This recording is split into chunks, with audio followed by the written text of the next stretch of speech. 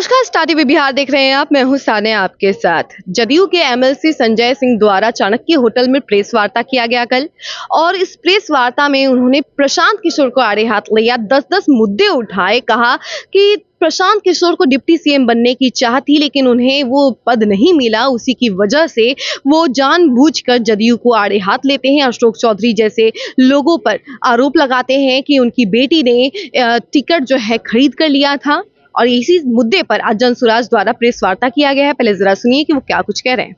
विधान पार्षद माननीय संजय सिंह जी के द्वारा हमारे जनसुराज के सूत्रधार आदरणीय प्रशांत किशोर जी पर एक छोटा सा आरोप उन्होंने लगाया।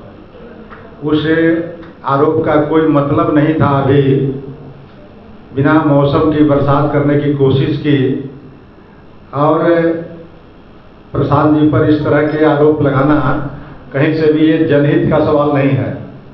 इसलिए कि प्रशांत किशोर जी का कद बहुत बड़ा था, बड़ा है भी। जिस समय प्रशांत किशोर जी नीतीश कुमार जी के साथ रह रहे थे या काम कर रहे थे, उस समय संजय जी का राजनीतिक पहचान भी नहीं थी।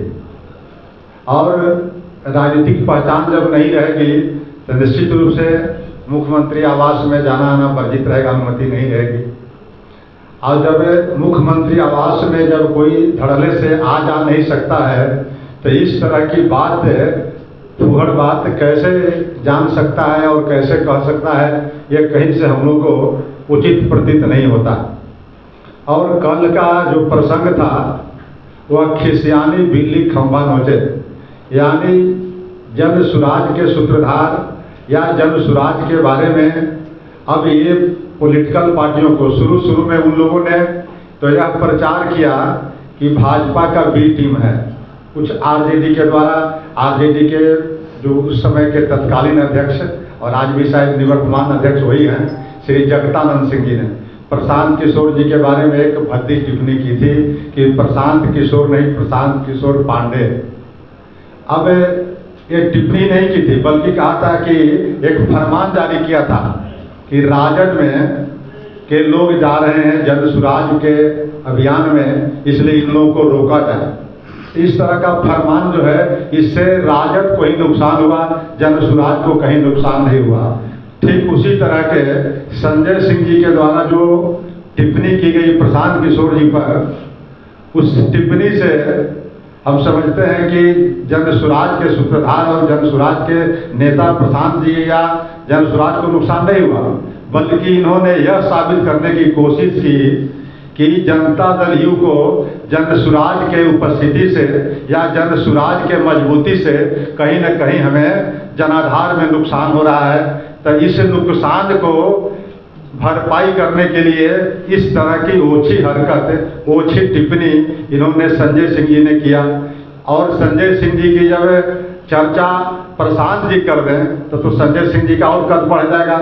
इसलिए मेरा मानना है कि संजय सिंह ऐसे लोगों पर, हम ही लोग जो यहाँ आए हुए हैं काफ़ी हैं, हम लोग तो उनके साथ सदन में भी काम कर चुके हैं, संजय जी को बाखूबी जानते हैं, उनके साथ हम लोजपा में भी रह चुके हैं, तो संजय जी को बहुत करीब से जानते हैं कि संजय जी की राजनीतिक हैसियत कितनी है।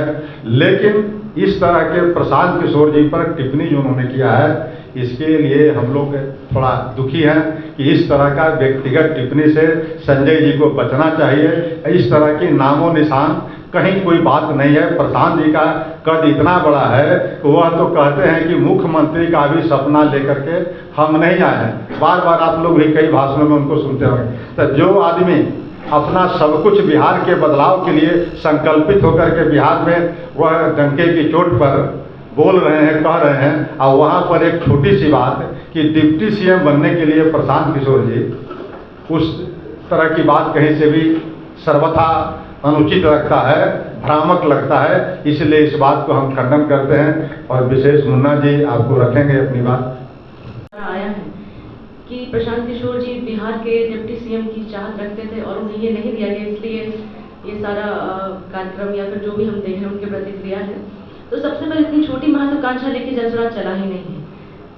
प्रशांत किशोर जी ने बिल्कुल कहा है कि हम सीएम तक की पद को उतनी महत्व नहीं देते जितना कि, तो ये डिप्टी सीएम बहुत दूर की बात है। दूसरा चीज़ ये कि अगर आप प्रशांत किशोर जी की लोकप्रियता की बात करें तो वो पूरे बिहार के नेशनल लेवल पर बहुत फेमस है, और वहीं पे अगर हम संजय सिंह की लोकप्रियता को देखें तो उनका कद बहुत ही छोटा है पब्लिक पॉपुलैरिटी के माध्यम से। जहाँ प्रशांत जी के फॉलोअर करोड़ों में हैं, वहीं पे संजय सिंह को मुझे लगता है कुछ हज़ार लोग के पीछे उनकी पहचान होगी। तीसरा चीज़ ये कि जब आप प्रशांत किशोर जी पे सवाल उठाते हैं, सबसे पहले जो आप अपनी ड्यूटी की बात क्यों नहीं करते? एज अ एमएलसी आपने अपनी ड्यूटी कितनी निभाई है? जहाँ पे आपको सरकार से सवाल करना चाहिए, अपने रोल को निभाना चाहिए, आपको गवर्नमेंट की उपलब्धि या उनके स्कीम्स पे सवाल उठाना चाहिए, वहाँ पे आपकी ड्यूटी है।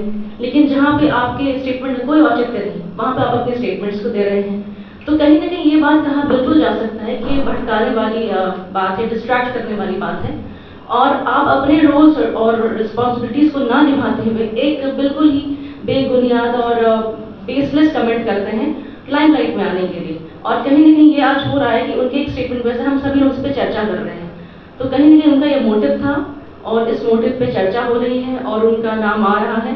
तो एक चुनाव को मद्देनजर रखते हुए, पार्टी की पॉपुलैरिटी को मद्देनजर रखते हुए सारा स्टेटमेंट है, और हम इसे एक इलेक्शन गिमिक के नाम से भी कह सकते हैं कि ये एक स्ट्रैटेजी का उनका हिस्सा है, बट इसका कोई खासा असर चुनाव पे पड़ने वाला नहीं है। जेडीयू की पॉपुलैरिटी या उनकी पॉपुलैरिटी पे कुछ खासा पड़ने वाला है।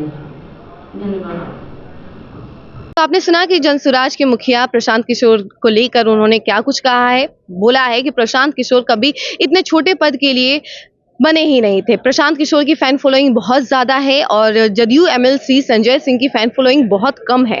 प्रशांत किशोर एक बड़े स्तर के नेता हैं, उन्हें बहुत ज़्यादा फैन फॉलोइंग है, तो उन्हें डिप्टी सीएम की मांग करने की ज़रूरत ही नहीं पड़ी। डिप्टी सीएम का छोड़िए, वो तो नीतीश के घर भी आते जाते थे। तो बाकी इसी तरीके के तमाम खबरों के लिए बने रहे हमारे साथ और देखते रहें स्टार टीवी बिहार। धन्यवाद।